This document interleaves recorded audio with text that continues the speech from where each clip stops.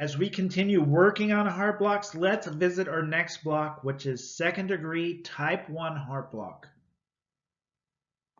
Guys, this is just like dropping beats. Longer, longer, longer drop. Then you got Winky Block. Second degree type 1 block, aka Winky Block, is a disease of the electrical conduction system of the heart when one or more, but not all, of the atrial impulses fail to conduct to the ventricle. It's kind of like a traffic jam at a toll booth. It's as if the cars are waiting in line, but each car kind of hesitates before crossing that threshold. Now it's just like first degree, but it's a tad bit worse because the P waves are getting farther and farther from those QRS waves, or that ventricular contraction. All right, let's use our famous 5 steps to interpret this EKG rhythm strip. In step 1, our rate. Remember, count those QRS complexes in the 6-second strip, multiply it by 10, and you should, in this case, have a rate of 60. Step 2 is our rhythm. We need to determine if the rhythm is regular or irregular. In this case, we're looking at the RRs to see if they are consistent, and we see that the rhythm is irregular and spaced out. It's not like first degree AV block where everything is evenly spaced out. Step 3, let's look at our P wave. Well, we see our P waves are present and upright, but they're getting later and later and later before each QRS.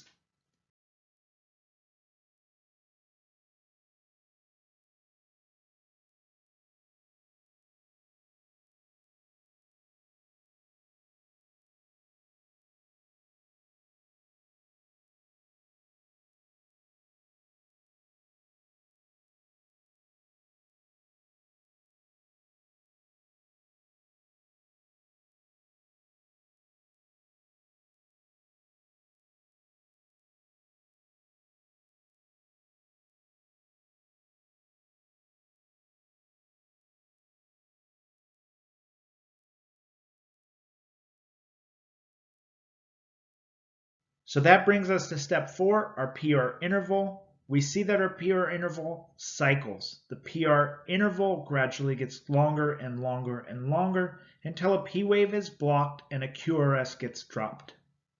And then step 5, our QRS complex. So it's normal when it's present, and we see in this case, if we count our small boxes, it's 0.06 seconds. So what do we have for interpretation? This is second degree heart block or Winky block.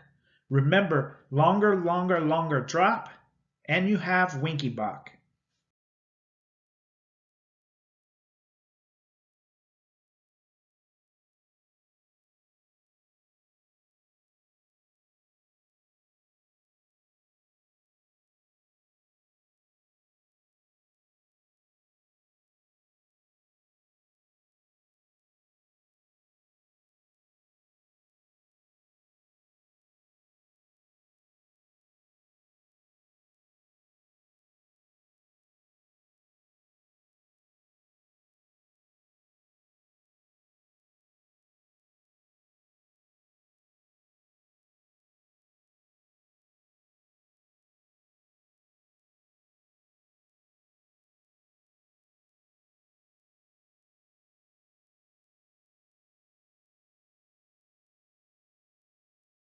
All right, so just like all the other rhythms, you should know our normal parameters for each of the rhythms that we're reviewing. And in this case, when we're looking at second degree type 1, our rate is usually normal. Our rhythm is usually irregular and spaced out. Our P wave is present and upright but late. Our PR interval cycles with the PR gradually getting longer and longer until a P wave is blocked and a QRS gets dropped. And then our QRS complex is normal when it's present.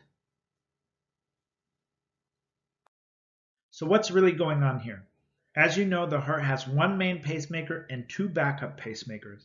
The conduction originates in the SA node like normal, but the P wave takes longer and longer to get through that AV node. Then finally, one doesn't make it through and you drop a QRS.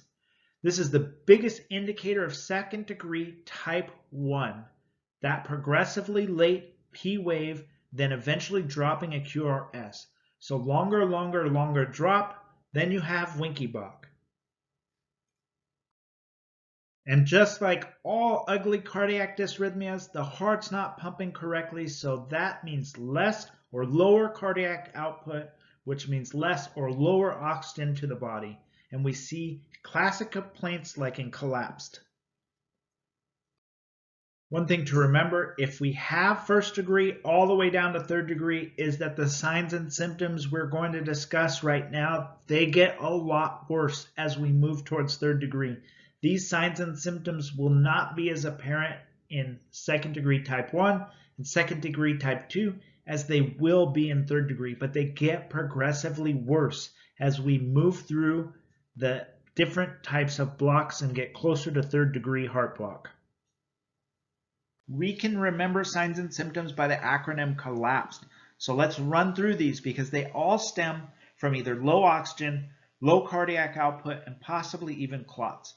So C is for chest pain, O is for oxygen or low oxygen saturation, the L is for low P or pressure called hypotension, and even tachycardia, and we're talking heart rates over 100. The L is for lethargy, A for anxiety, P for palpitations. Often patients describe a racing heart and gallops in the chest. S for shortness of breath. E for elevated ventricular rate or heart rate, usually classic signs of AFib or tachycardia, but sometimes it can be low, between 60 and 100, especially if we see the patient on a beta blocker or a calcium channel blocker. And then D for dizziness or syncope or fainting.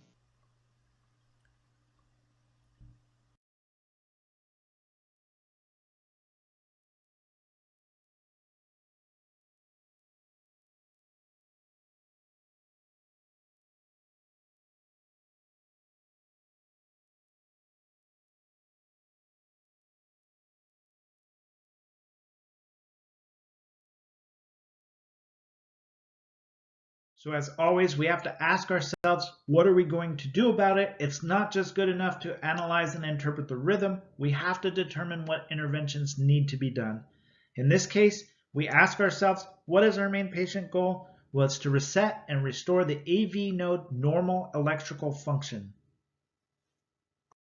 So the first thing we're going to do is remove the cause by stopping or decreasing the dose of medication that may be affecting the heart rate. That's beta blockers, calcium channel blockers, and digoxin. These are all negative chronotropic drugs that decrease the heart rate.